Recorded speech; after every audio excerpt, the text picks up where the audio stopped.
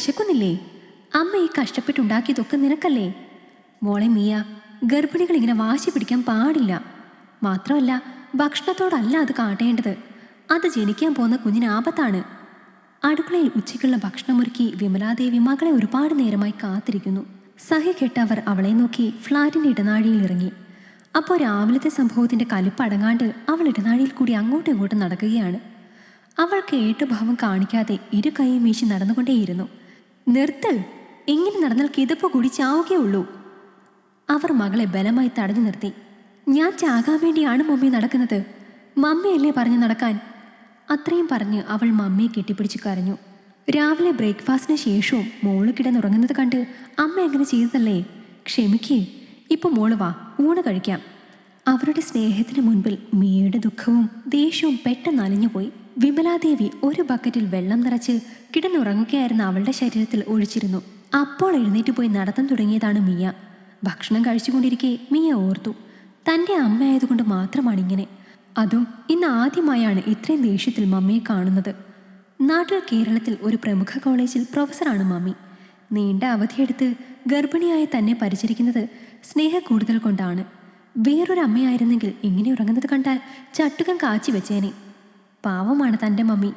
അല്ലെങ്കിൽ താൻ ചെയ്ത മഹാപോക്രിത്തരത്തിന് ഒന്നുകിൽ തൻ്റെ ജീവൻ നൽകി ഒടുങ്ങേണ്ടതായിരുന്ന തന്നെ മമ്മി രക്ഷിക്കുകയായിരുന്നു.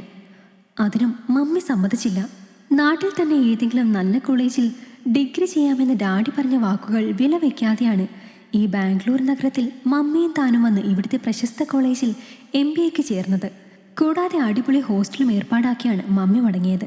സ്വർഗതുല്യമായ നാളുകൾ, കുറെ കൂട്ടുകാരികൾ, എല്ലാവരും തന്നെപ്പോലെ തന്നെ ഉന്നതരുടെ മക്കൾ. ഒന്നിനും ഒരു കുറവും അറിയിക്കാതെ മമ്മിയും പിന്നെ ഡാഡിയുടെയും മമ്മിയുടെയും പണവും തന്നെ സംരക്ഷിച്ചു. കോളേജ് ടൈം കഴിഞ്ഞാൽ ബ്യൂട്ടി പാർലറിലും ഹബ്ബുകളിലും കൂട്ടുകാർക്കൊത്ത് കറങ്ങുമ്പോൾ എന്തെന്നില്ലാത്ത അനുഭൂതി താൻ അനുഭവിച്ചു. ക്രമേണ പെൺകൂട്ടി വിട്ട് കൂട്ടുകാരികൾ അവരവരുടെ ബോയ് ഫ്രണ്ടിൻ്റെ കൂടെയായി കറക്കം. ബാംഗ്ലൂർ നഗരം അങ്ങനെയാണ്. സുഖം തേടി എത്രമാത്രം ഉയരത്തിൽ സഞ്ചരിക്കാൻ പറ്റുമോ അത്രയും ഉയരത്തിൽ നമ്മളെ എത്തിക്കും. അതിനുള്ള സൗകര്യങ്ങൾ അവിടെയുണ്ട്. അത് ബോധ്യപ്പെടുത്തി തന്നത് മിഥുൻ ഭാട്ടിയ എന്ന തൻ്റെ ബോയ് ഫ്രണ്ട് ആയിരുന്നു.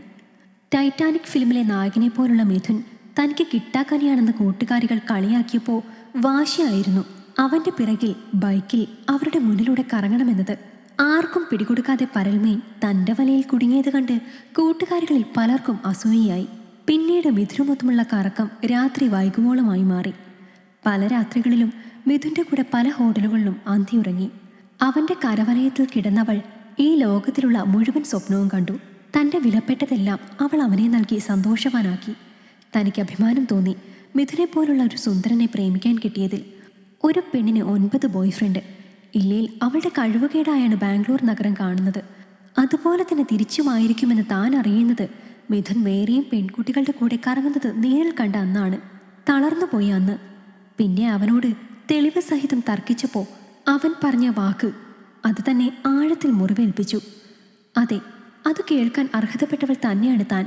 ഒരു ഉപാധിയുമില്ലാതെ വിവാഹത്തിന് മുൻപ് തന്നെ തൻ്റെ വിലപ്പെട്ടതെല്ലാം ഒരുവന് വിശ്വസിച്ച് നൽകിയ താൻ പെറ്റിറ്റ് പ്രോസ്റ്റിറ്റ്യൂട്ട് തന്നെ, സംശയമില്ല.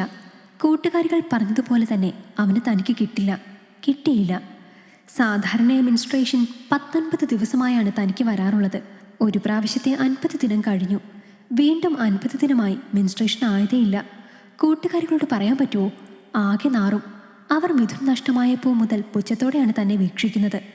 അന്ന് അവരുടെ വാണിംഗ് അസൂയാണെന്ന് തെറ്റിദ്ധരിച്ച് ചിന്തിച്ചതിന് ഫലം.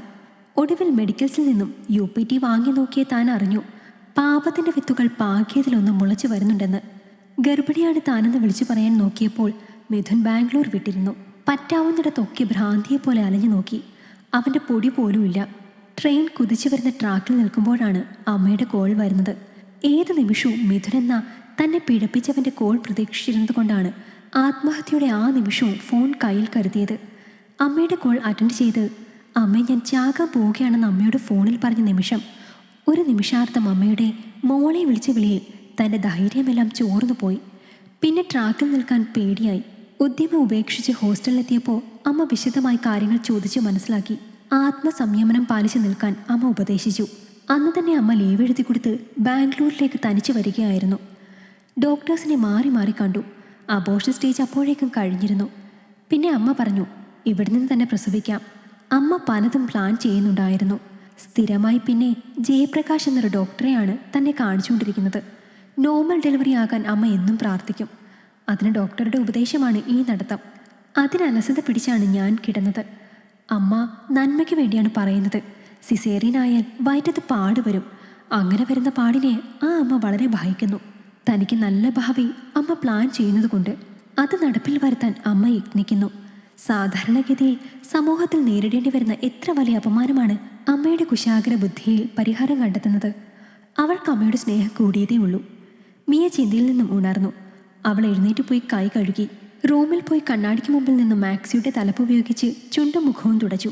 കണ്ണാടിയിൽ പിറന്നപടി ഒരു പൂർണ്ണ ഗർഭിണിയുടെ വയറും മറ്റു ഭാഗങ്ങളും കണ്ട അവൾ വേഗം മാക്സി താഴ്ത്തിയിട്ടു.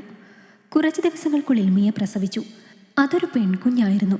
വിമലാദേവിയുടെ പ്രതീക്ഷ പോലെ നോർമൽ ഡെലിവറി ആയിരുന്നു. ബാംഗ്ലൂരിൽ നിന്നും ഒരു ടൂറിസ്റ്റ് ടാക്സി പിടിച്ച് വിമലാദേവി മിയയും കുഞ്ഞിനെയും കൊണ്ട് കേരള ബോർഡർ പ്രവേശിച്ചു.